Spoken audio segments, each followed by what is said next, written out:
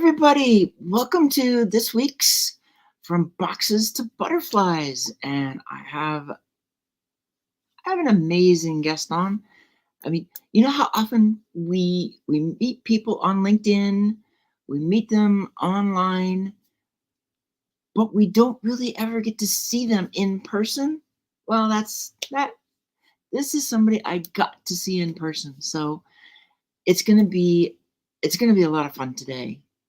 Um, I want to start off with my usual announcement of check in with those around you. Even when people are looking happy, they look fine. If you know that, especially if you know they went through something recently, check in, see how they're doing, because too often we're so good at wearing masks that you never know. That person who may be looking down may be the one that's fine. The one that's just the life of the party is the one that's having the biggest problems. So be there and remember, if you know somebody that went through something months ago, they might still be dealing with that, and even though they look fine. So it's always good to check in. Mental health is such an important thing, and that helps. In terms of my sponsors, well, y'all know CJ with Level Up Academy, Dr. Constance Leland, my dear sister. We do so many things together. She's leveling up the world through education. The Netflix of education is great. And when it comes to CJ, there's so many different things she does. Education, yes, is part of it. However, she's also a publicity queen. She has access to so many different magazines, outlets, industries. I mean, look at this list of industries. If you've got something that you are ready to start, you've got something that you need to get out into the world, scan that QR code, reach out to CJ and say, hey, I'm interested in checking out what can we do for some publicity, because I want to get this out there. And she'll be there for you. Tell her I sent you, because we do so many different things together. She's got her own PR, and then she's got access to premium magazines. And that gets you into both of them, get you into a lot of places. But one of the other things that she does is publishing and Rebel with a Cause. This came out earlier this month. It was a #1 international bestseller. Look at these amazing faces. 20 authors on this. And we even though Jess left us before we could start, we have a chapter for Jess, and we've dedicated to Jess. She's been in our anthologies before. She was amazing. I love Jess. And so it really hurt a lot of us when she wasn't there anymore. So she is definitely a part of this book because she was a rebel. The Hounds of Business. Check these guys out. When people talk collaboration, oftentimes they're still focused on competition. Well, here's a place where it really is collaboration over competition. Working together, you may be doing the same thing, but that doesn't mean you've got the same customers, the same people that you're going to work with, the same clients. So look at the collaboration, because life is actually so much easier when you can collaborate. And that's the Hounds of Business. That's what they're looking at, to lift people up. I mean, like CJ's leveling up the world. The Hounds of Business is finding that way to lift up others in the work community and get everybody to the next level when it comes to their business and what they're doing. We have a dear friend who is offering sponsorships at a very reduced price because Russ is going to New York in a couple of weeks. And these sponsorships, he's gone at a lower price because it's to help him cover his trip. Russ is supposed to be speaking at a cancer event, and Russ has gotten past cancer and he's now fighting cancer again. One of the sweetest guys you will ever meet. He's always looking out for others. He's always there to lift others up. And we want to do what we can to lift him up. This opportunity for him to speak. When Russ talks, there is just so much wisdom and positive energy that comes through his words. Anybody that's in that audience, when he speaks, they are in for a treat. So if you're able to do anything, reach out to Russ, check on him, see how he's doing. And if you're looking to sponsor somebody, Russ is the perfect person to do it. Then we have this live event in San Diego put on by Sandra Gonzalez. So you've got Sandra, you've got Dr. Lucas Dyer. Both of them are retired Marines. And you've got Dr. Constance Leland, CJ, all three of them on stage to talk about leveling up strategy, visibility, and wealth, scaling success through servant leadership. I know there's a cost for the tickets, but there are discounts too. So CJ has a discount, and I think it's just level up, but double check with her. And if you're a veteran, it's veterans or veteran with or without the S, not quite sure. I'm not in San Diego. I'm not able to go. But it's going to be with this lineup, it's going to be an amazing group. And then the last announcement before I bring on my guest, CJ and I are at it again. Look at this beautiful gold and against the grain, finding belonging in a world of resistance. This is our next anthology. Normally we open these up at the beginning of the month, so it would have been October 1st, but we've opened it up. This anthology, this is a focus on belonging. What does it mean to belong? What does it mean really in a world where we keep being told who we are, what we are, funneled into certain boxes,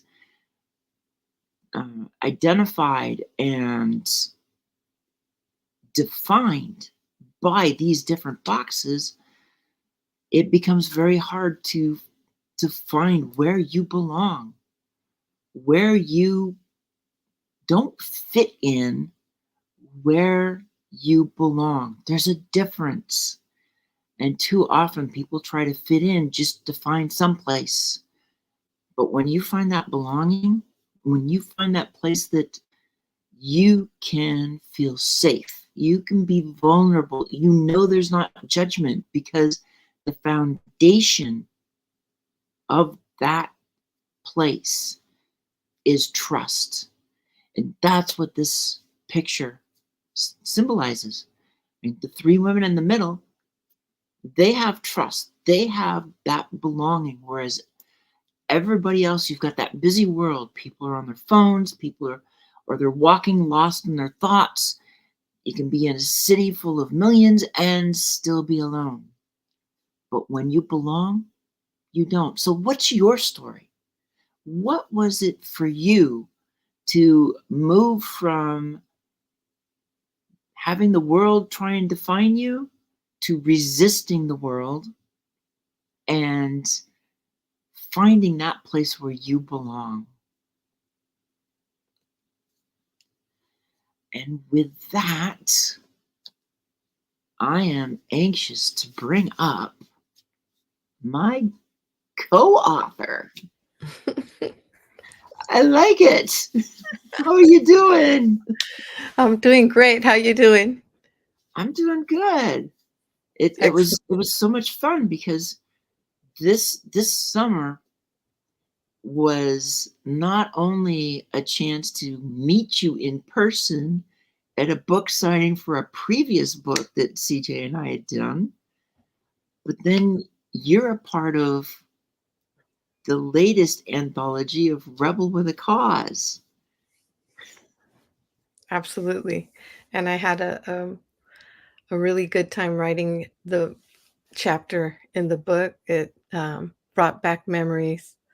Um, Is that a some good of them thing or a fierce. bad thing? Yeah, some of them are fierce, and some of them were um, ways that I understood why I am the way that I am, and why I'm a rebel now. Yeah, and you are a rebel, definitely. The stories, yours and everybody else's, of what they went through to break free to be that rebel, Hmm. just incredible. And being a rebel, in the way I see it, is it's breaking beyond the boxes. It's breaking the boxes, moving beyond them, and being your authentic self. And it's hard to be a rebel if you're not authentic. Yes, absolutely. You gotta be you. You gotta be real. But then just that opportunity in June, it's like we've got that book signing, and there you are. It was fun to meet everybody because I love people, but I love that face to face contact. It's just Exactly. it's you get to know a person, and it gives you a kind of feeling that you gel with people, right? That you really care. Mhm. So I wanted to be out there to support you guys, support Dr. CJ. Well, it's and when she planned it, because I knew what she was planning before anybody else did, Hmm. and of course with CJ, and I've learned this as well. It's like you take the system and then you take it apart to see how it really works and put it back together so that it's better. And that's what she was doing. This Putting this anthology out, putting out Beyond Boundaries, Thriving in Life's Gray Zone, Hmm. that was taking what's normally only found on Amazon, because that's normally everybody will put their books on Amazon because that's the cheapest. But to actually be able to have it in libraries, in bookstores, in places, in Walmart, Target, um, we were at the Barnes and Noble, and she always talks Border or Powell's, because Powell's is the big bookstore that I've got here. It's like 4 city blocks of books, Wow. new and used. That's that's the difference. Powell's is new and used, all shelved together. Mm. So yeah, how often do you see an anthology other than those by famous genre writers and famous writers, really, in that are available that way? So Mhm. yeah, she couldn't wait to do that. That's great. Yes. But I went to the library, and when I was at the, library, I was asking about, do you do because I wrote a children's book, and this is in La Jolla, and mentioned they usually like books that are hardcover, uh-huh, and they also, don't usually take from Amazon. uh, So and what you said is true. there is. that goes for a lot of places. That's why the bookstores don't take from Amazon either. So you have to do it differently. And this is, I mean, CJ You and have I, to think out of the box. you have to, and that's what CJ and I do. It's like we do anthologies in a box, but that's because we can take care of it for you. You 20 to 40 authors, hey, Mhm. let's talk. We'll help you get that anthology out there. Um, and then just finding that way. Everything we do is trying to find some way that's new, something different. And yeah, you can do well with Amazon, but there's also something about being able to walk into a bookstore and say, that's my book. And it's not going to happen if the only place you can find it is on Amazon. So you got to go through different routes. And that's what we do. We explore them, we see what's there, we test them, and we run with them. Excellent. So, one of the things too you talked about in terms of the writing, because you're going back through your life, you're going back and revisiting things. I know when I've done this almost all the time, I have that stuff that comes up. It's like you forgot about it, and Mhm. suddenly it hits you sideways. And depending on what it is, not only are you hit sideways, you are hit so hard in the emotions that you can't stop crying for hours. How was that experience for you? Well, I guess when I was going back, I honestly, um, I laughed a lot because, I remembered my time together with my sister and my friend growing up as a teenager, the music, the cars, the experiences that we went through during that time, and, uh, and understanding, the things that my mom went through growing up. So it was revealing to me to be understanding of what, my family went through, and, it's a cycle, right? People act the way that their parents usually, but sometimes they break the cycle too, and, so that was something that I found out, right? Right, Um, there are some places in the book that remind me of a really scary thing that happened that was life-threatening, right? And, and how we and what we did, right? So a lot of those things, they shape who you are and help you to come up on top whenever you face another situation. So, I really enjoyed writing the book, and, I'm looking forward to writing more. Now I'm I'm on a roll now.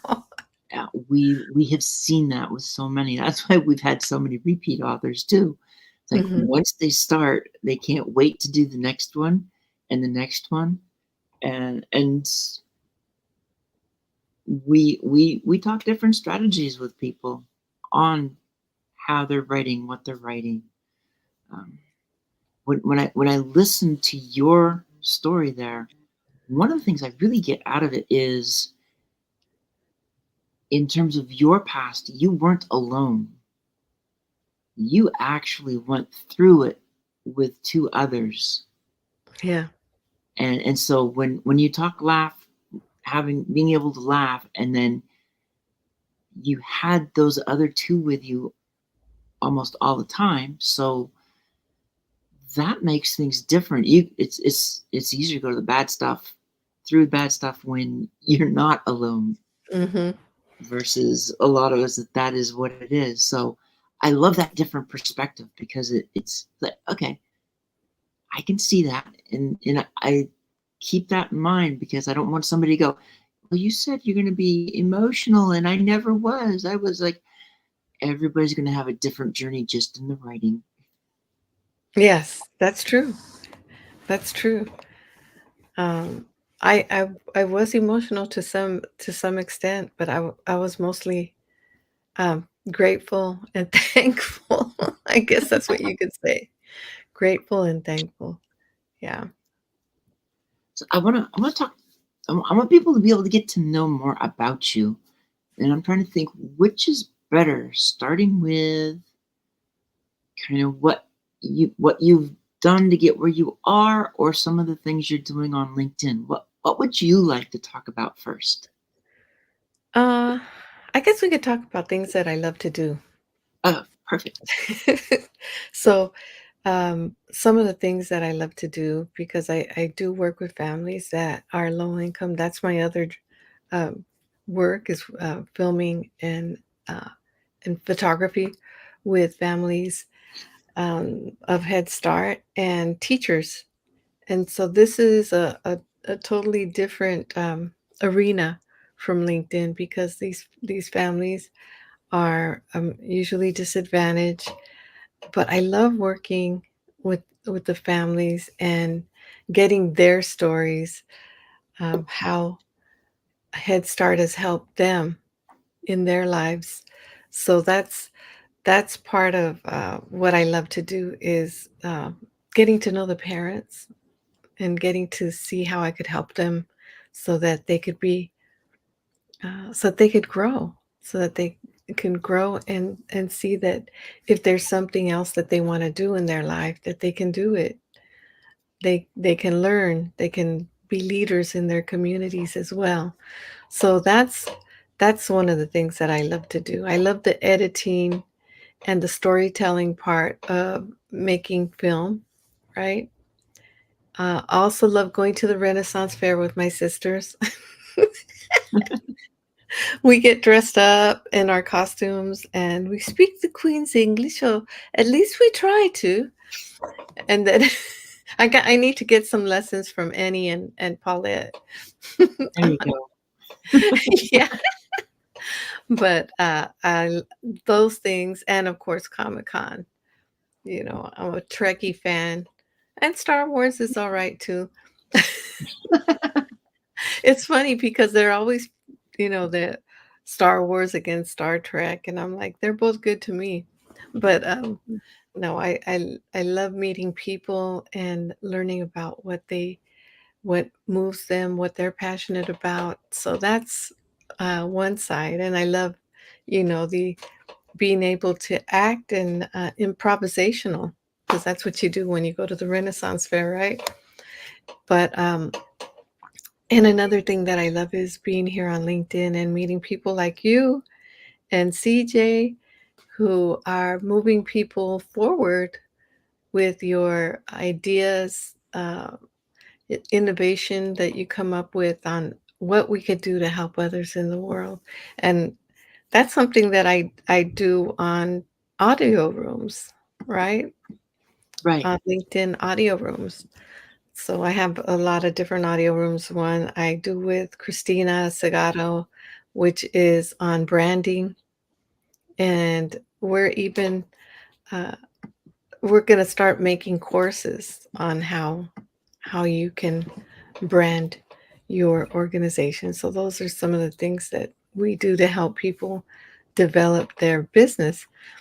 We're going to be providing training on that, but we also do these audio rooms where we talk about it and we have um, the audience come up to stage and ask questions, or even they can come up and comment on what has helped them. So those are some of the things that I love doing. I love being able to bring value to our audience, right? And so that they can use it in their lives to move forward. That's what it's all about because sometimes we think we can't do it, right?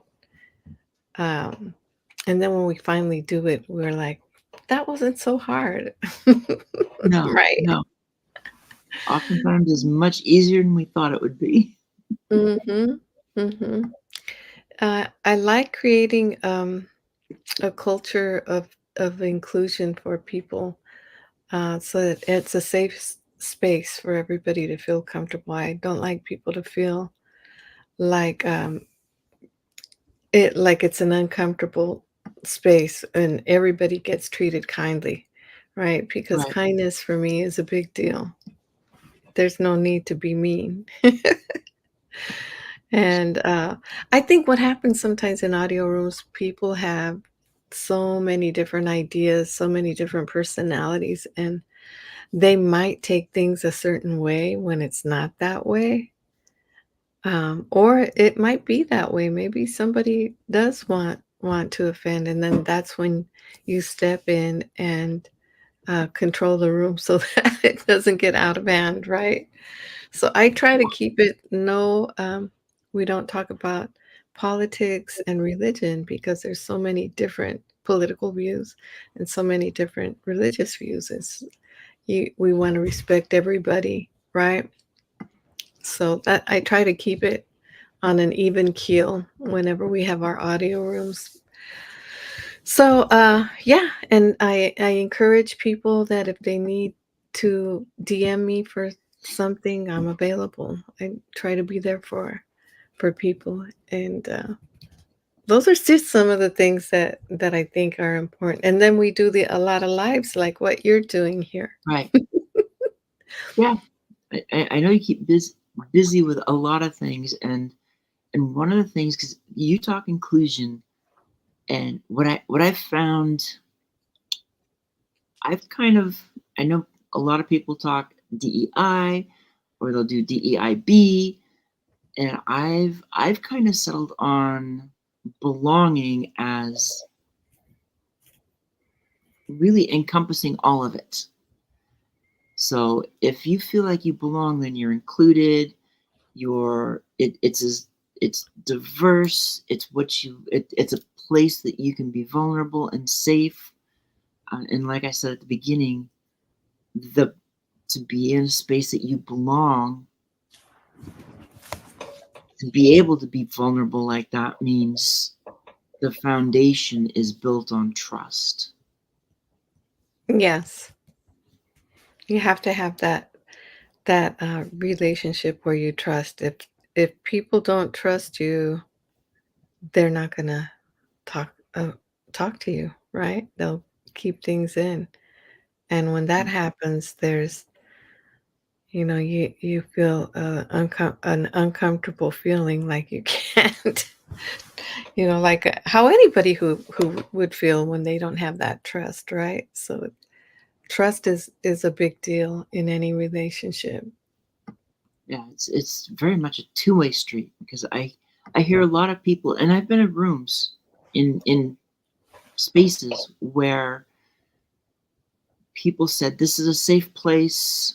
Um, you can say anything. It's safe, and that may be what they want it to be. But safe is going to be how everybody else feels. Mhm. So I've been in rooms where, like, they say it's safe, but I'm not getting the vibe from it. So I'm definitely staying on the quiet side. Whereas other spaces, it's like I feel the safety of it. Yes. I understand because I've been in rooms like that. Even in one of my rooms, um, one of my hosts, um, and another, person were having an exchange of words, and I was trying to be the middle woman, so to speak. But, when that happens, everybody in the room feels uncomfortable, and then what you see is the audience starts leaving, right? Because they don't wanna be in that environment. Nobody likes to see toxicity, right? No, So it's so important when you're with a host to, explain to them, "Let's be patient with the comments, because sometimes people will say things and we can get offended. If we take offense, if we're quick to take offense, then things could go awry, right? So, I if somebody is, explaining their view and it's not your view, you could just say something like, "Well, uh, thank you for sharing your opinion. That's why we have these rooms. Everybody has their opinion, Mhm. and, you know." But some people wanna just might come in to really disrupt, and that's when you probably don't wanna bring them up on stage, if you know, or you let them know ahead of time, "This is a room where we're respectful, and if for some reason anything sounds disrespectful, we're gonna have to take measures to put people into the audience because we can't have that." So, yeah, it's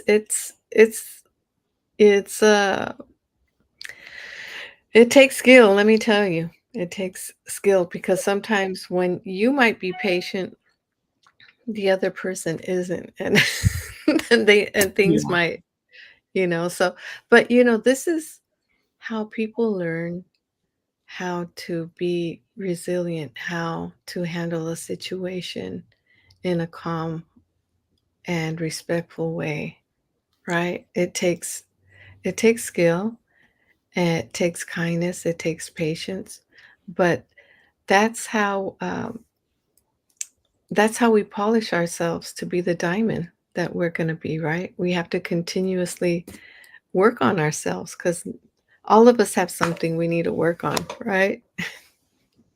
Always. Yeah. Um, yeah, I was trying to remember the name. What CJ had a room a while ago about disagreement versus. It's like, okay, fine. I lost the other half. Um, where it's like agree to disagree, or just don't go into the start name calling and stuff, Mhm. because Yes. these rooms really aren't designed necessarily to try and go in there and make people change their minds. It's to share ideas. It's to even I would go as far as say it's find ways to collaborate. See, get a chance to see who you feel comfortable with to maybe reach out, start having a conversation, and see what you can come up with on a collaboration. Mhm. Mhm. Yeah, I see that too. I like coming into the rooms and meeting people and seeing how we can work together. What can we do to help each other, right? Yeah, and to understand that even if you're doing the same thing, or you feel like you're doing the same thing, that doesn't mean that you are. Yeah, I agree with you on that. And the reason I agree is because we all have different personalities, right? And so one person's going to handle one thing one way and another one would present it another way, right? So that's where I think there's a difference. You know, there's many hamburger restaurants. I don't want to describe myself as a hamburger restaurant, but but there's a lot of different.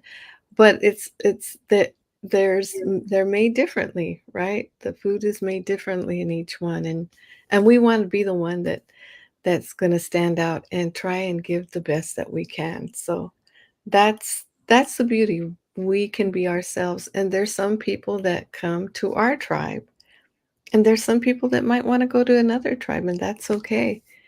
So I don't feel like I'm competing. I feel like I'm giving something that someone else isn't giving, right? And Right. that's me. And like CJ says too, stay within your values and helping each other. Yes, that's the main thing.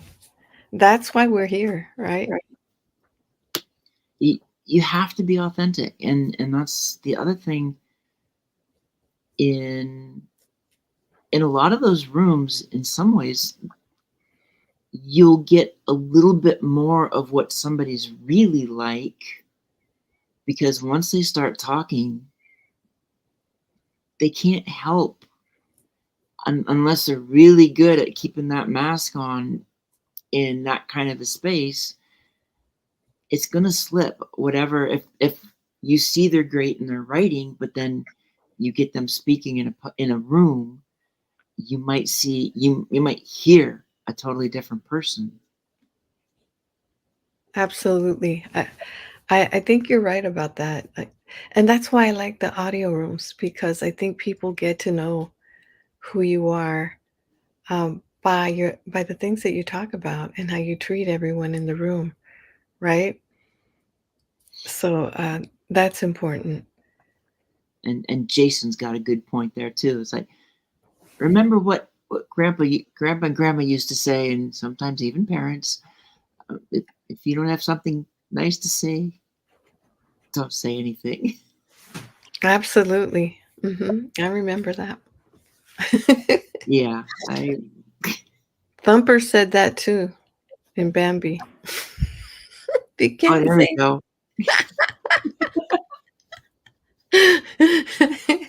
for us Disney people.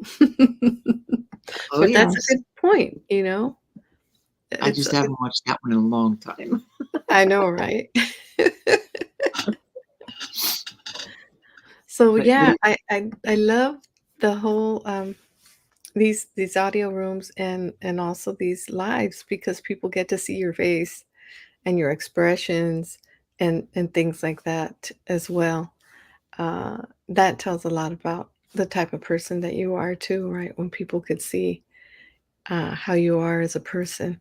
So those things are important, and I think that's why now LinkedIn is really promoting videos, the short form videos, just like TikTok and Instagram Reels and Facebook Reels. So I am actually liking those a lot because you get the education quickly and it's to the point.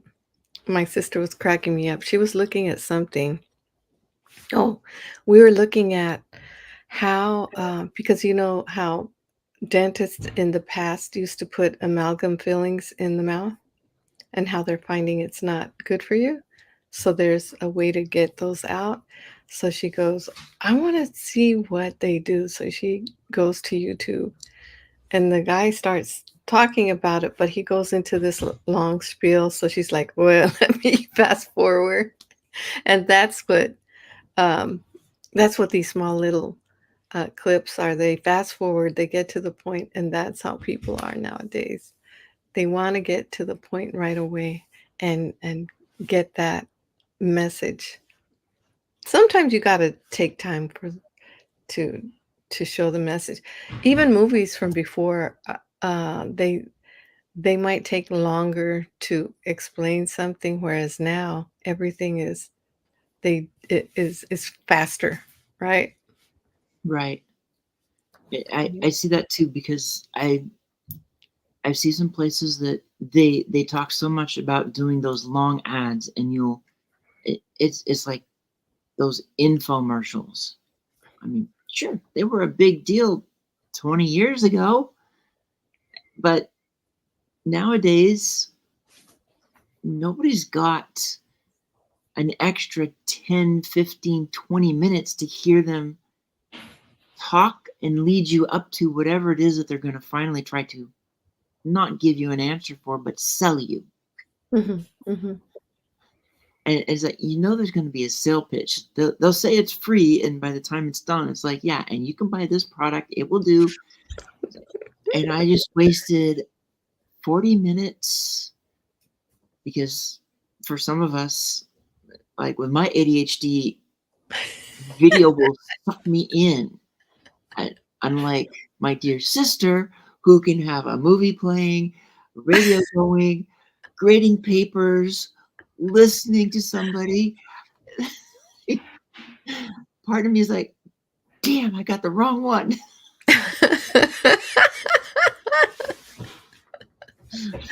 Yeah. No, absolutely. And that's funny. That's happened to me too. I've fallen into that trap where they tell you, well, you could learn how to do such and such. And so you're ready to, and then they go through this whole spiel and then they don't really teach you what it is or, oh, but you need to buy this thing at the end, like you said.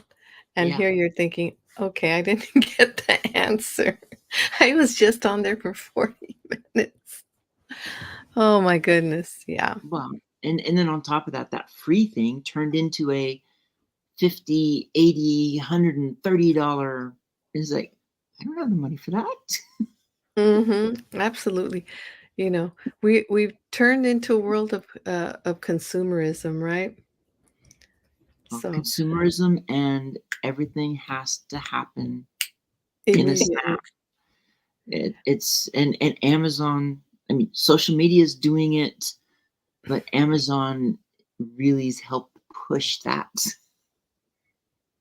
Yeah, because you get the Prime and they'll deliver it to you next tonight or next day. Yeah, tonight, tomorrow, next day, unless you're getting something from overseas, then you have to wait. Then you have to relive the 80s and the 70s where you Ah, yes. send away for it, and what is it? It was always like, allow 6 to 8 weeks for shipping and handling. Oh, yeah, you had well, that's yeah, that was the norm, right? And it's amazing how things are so quick now, how you could get things so quickly, but with that, people have become more impatient. Yeah, yeah, And I try not to, but I can't help it.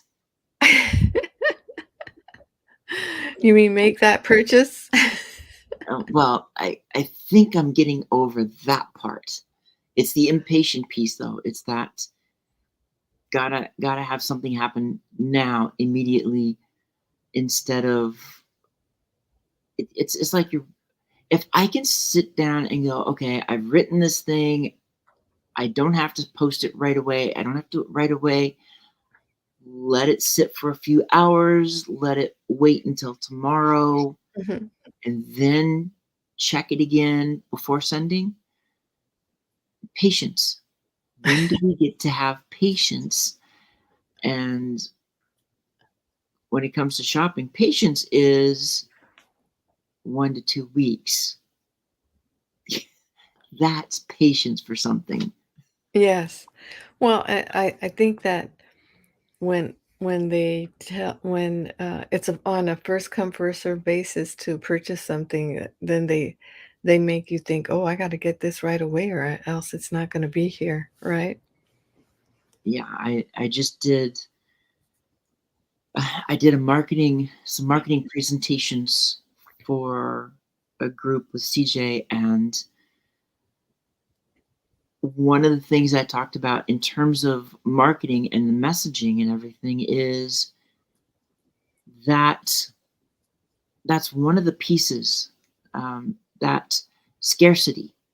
If you Hmm. don't do it now, it will be gone. If you don't do it now, the price will go up. If you don't do it now, something bad will happen and you're going to miss out. So just do it now and you'll Yeah, be happy. that's why we're taking our trip to Europe next year. We're doing a sister trip because my sister, who's the salesperson for this trip, Letty, she says, "You never know what can happen with us from one day to the next. This might be our last trip." She's a salesperson. And so we're all like, yeah, and we never did it as a whole, all 5 sisters. So we're really excited about this trip because, you know, the whole fact that we're doing something together and time with family is so important, right? Mhm. So, yeah, I love that. Yeah, absolutely right. That's one of the sales techniques is the FOMO, fear of missing out. Yeah, they've done very good at pushing that, and then even you can go to those live events. It's like just show up. It's free. Um, you can leave anytime, and yet once you get there, it's constant sale push. And not only that, because it might like be a 2-day event. There was a, I went to a Kiyosaki event, Uh-huh. and I mean, it wasn't him, but it was his group. And Uh-huh. so they were talking Is this housing, the Rich Dad flipping. Poor Dad? Yeah, this is Uh-huh. that.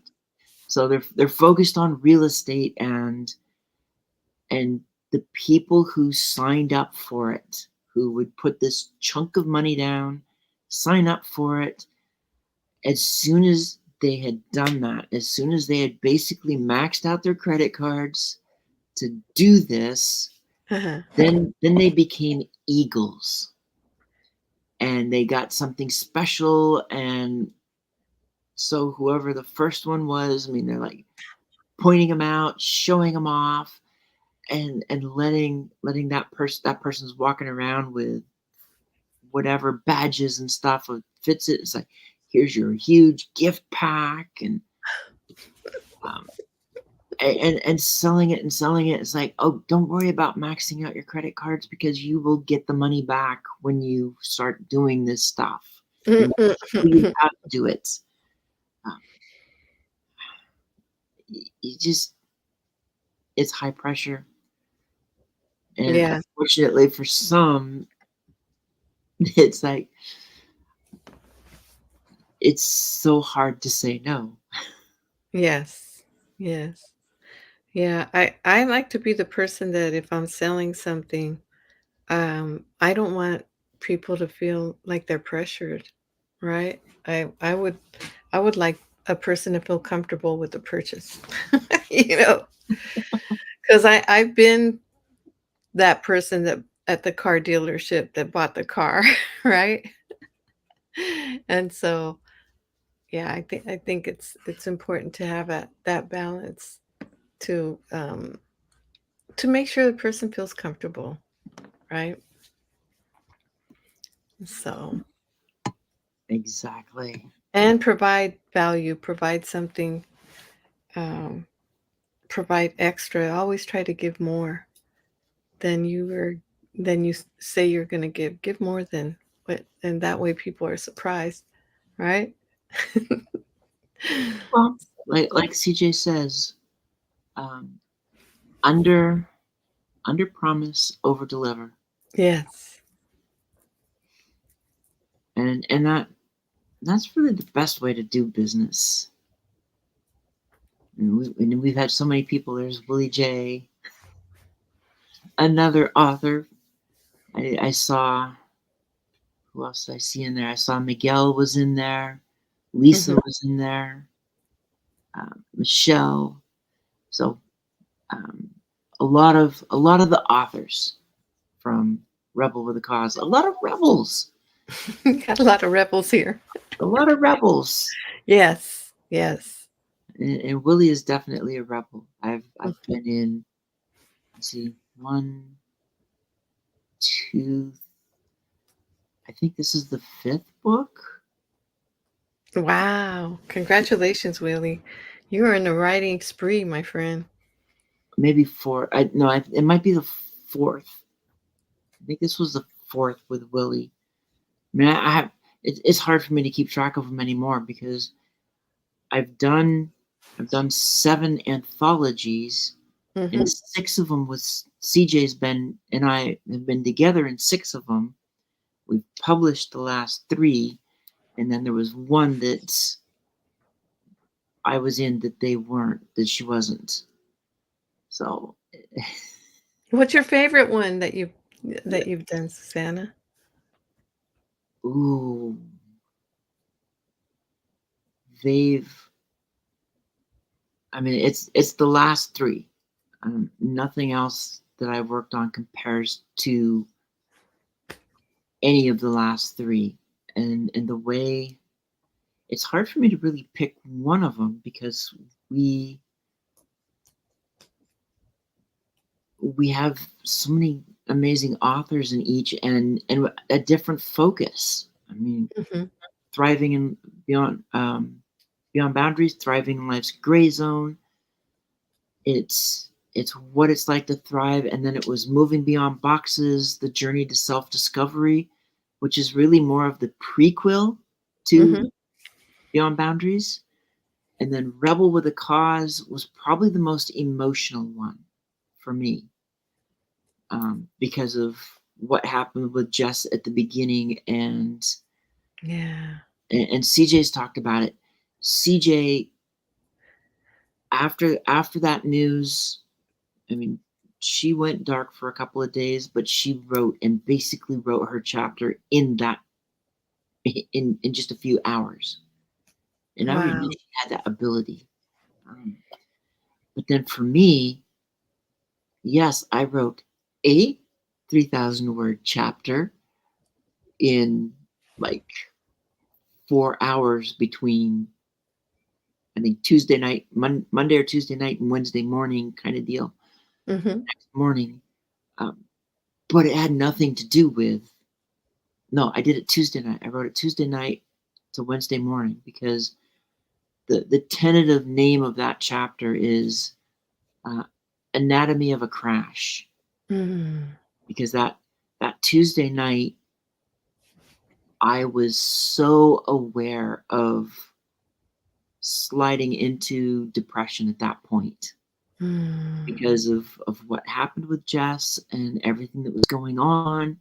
Yeah. And that was the time when I did a lot of posts at that point about walking through that dark valley. And so when I talk about it, I'll say the valley of shadows.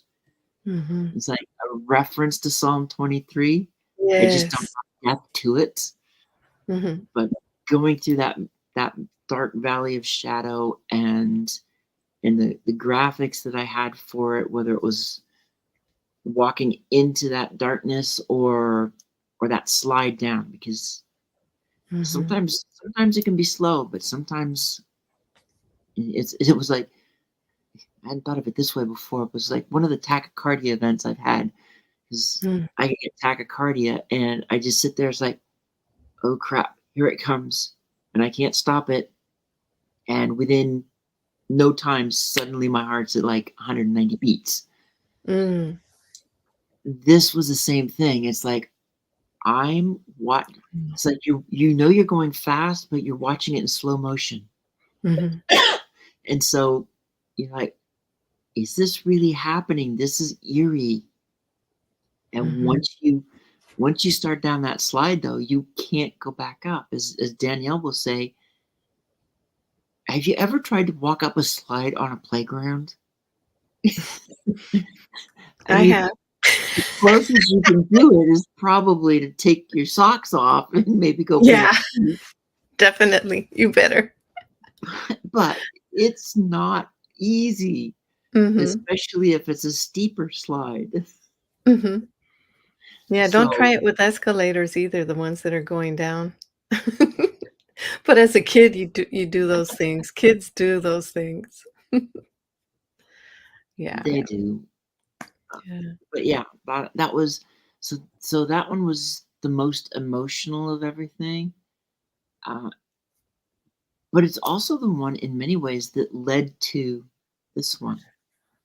Because when we created the title, and CJ and worked together putting everything together, and she gave me, she's like, yeah, what do you think about Against the Grain, um, belonging in a world of resistance?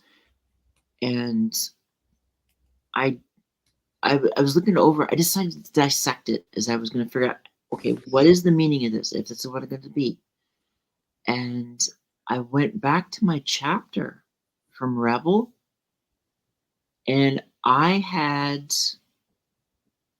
equated belonging to going against the grain in that chapter. I wrote that. Mhm. And so we're talking, and I said, okay, go to Rebel, go to this page, and go to and read the first line of this paragraph. And she read it. It's like, oh, She thought she'd come up with something, and I had written it in the previous book. Boom. But That's that's so funny. that's the connection you get with belonging though too. Yes, absolutely, and I think when you do these anthologies, I felt a belonging because everybody here in our that's come to support, we're in the Rebel with the Cause book, right? And you just form like if a family Mhm, and support each other, um, call each other to promote it. You know, you do things to help it go out, but it that camaraderie that you have when you do it here on LinkedIn and with you and CJ, uh, leading the brood, so to speak. And right, it just made it all the more fun because listening to getting to meet different personalities, looking at their um, what they're really skilled at, and learning from your team, learning from everybody. mhm, It's That's what life is about, right? Learning. And I love the learning and I love the getting close to everyone and becoming like a family. That's part of what I loved about this experience. So yeah, and it's a lot of fun. You know, we become accountable to each other. Ollie would call me up. Did you finish writing the book yet? And I'd text him as well, and we'd be on it with each other. Let's do a room, and we would do an audio room about it, or we'd support somebody else in their room. I know a lot of people did different rooms because we wanted to get that out there, right? But doing it on your own is different than when you have a team that's behind you to hold you accountable. So I that's one of the things that I love is getting to know people and seeing how we work together like a well-oiled machine. It was really cool. So setting those goals and getting feedback from others on what you wrote, mhm, right? All of those things, they made it all the more fun experience to go through, and I'm all about going through fun experiences. It's not fun to do it alone, it's fun when you go with others, right? Who exactly. wants to go to Disneyland alone, right? So, Yeah, yeah. I mean, who's gonna take the photos of you? Who's gonna take the photos that prove you're there? Especially if you're an introvert, it's not like you're gonna be taking selfies because the introvert doesn't want to be seen doing that. They have to find ways to take the photos Yeah, that you others feel don't weird if see you're what they're alone. doing now. Yeah, people look at you like, "Okay." But, Well, it's but see, in a world that's so full of that kind of stuff where people just do it. uh-huh. I mean, if I'm with CJ, she'll just stop and start taking a selfie and doing stuff, and it's like she's got no problems with it. And I know That's it's because 'cause she's rubbing got a off. teenage daughter. No, it's not. I'm Because kidding, that's I'm who she kidding. is. Go ahead. I didn't mean to interrupt you, go ahead. No, no, no, no, it's all good. It's all good.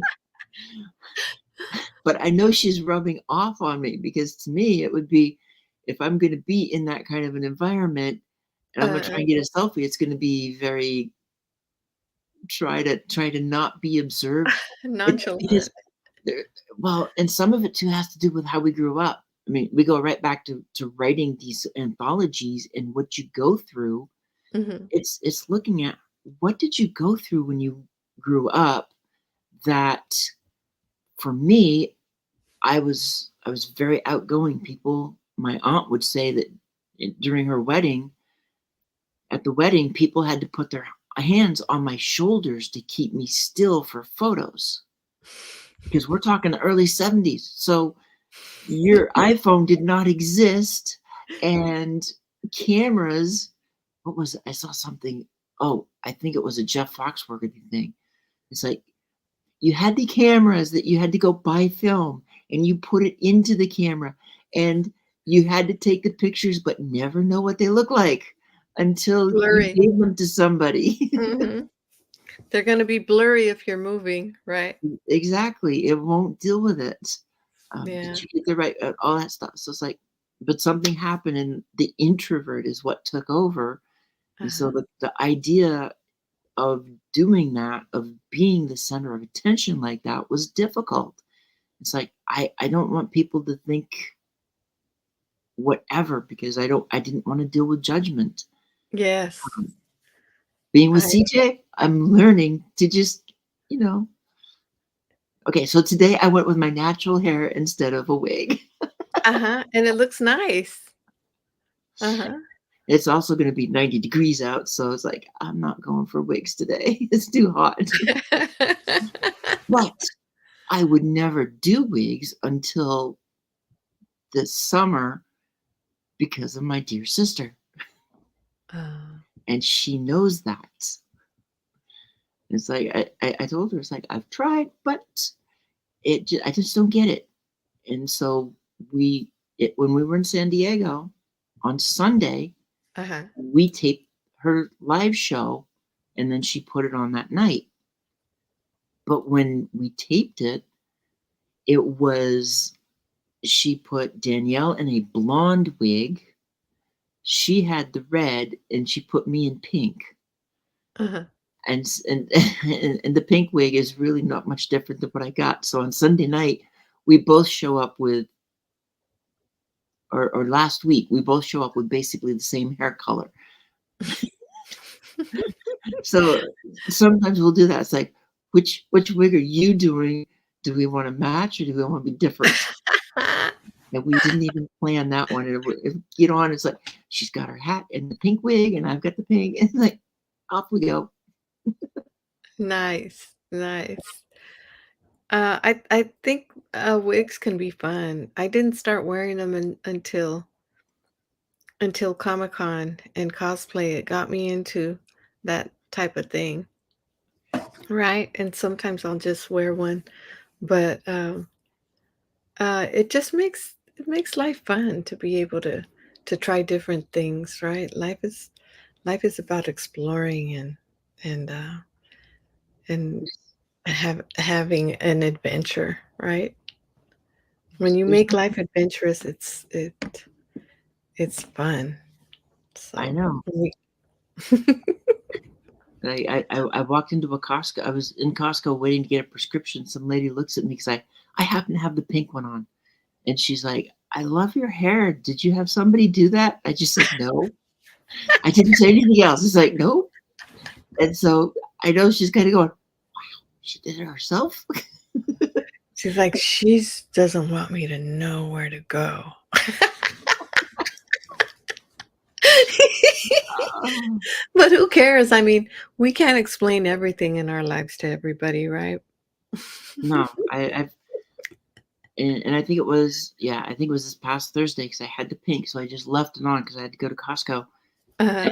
And so I went to a couple stores, and like I walk into one store, and one gal who almost had goth makeup on and everything. We're walking past. She looks at me. Is like, "Love your hair."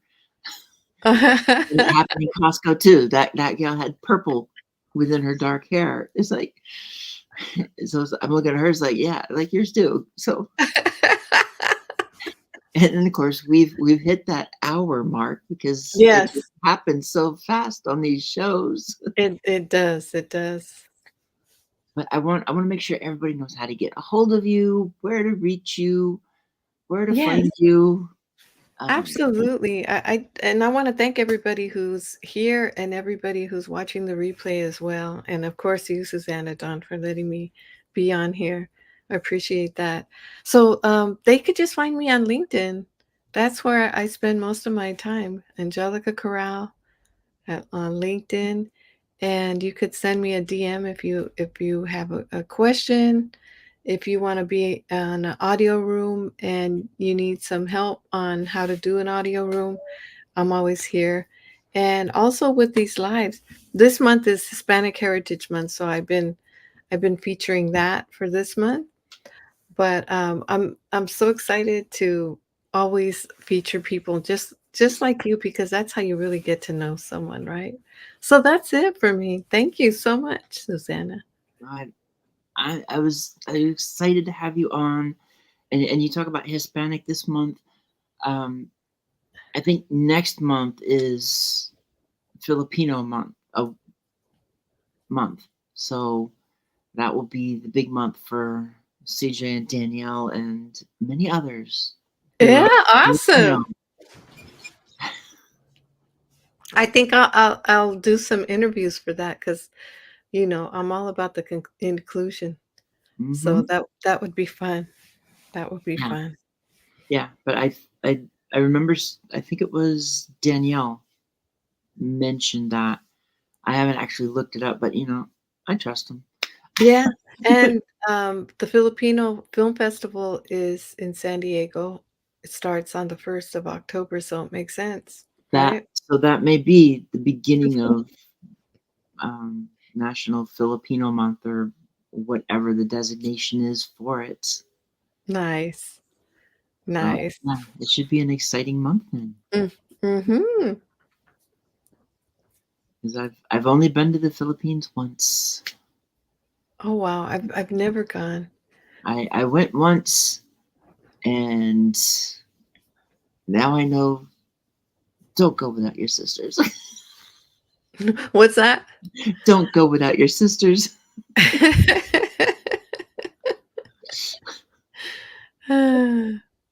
But, but it's been great having you here, having everybody that participated in the comments. This was a lot of fun, and Yes. I'm so glad you were here. And Michelle's loving the calmness. We all need some calm in our lives.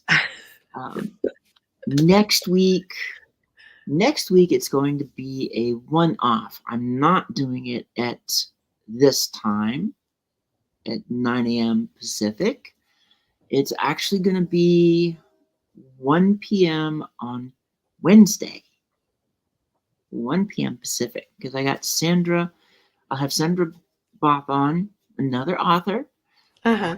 But I had an appointment that was scheduled like months ago before I changed my date, my time. Mhm. And it's like, I ain't touching that one. There are some appointments that you can't change because if you do, Absolutely. it's going to be another 5, 6, 8 months before you get in. Oh, yeah. No thanks. So I will see everybody next week on Wednesday, Yay. and then the following week back on Tuesday. And with that, thanks for being here. Have Thank a you. wonderful week. Bye. Bye.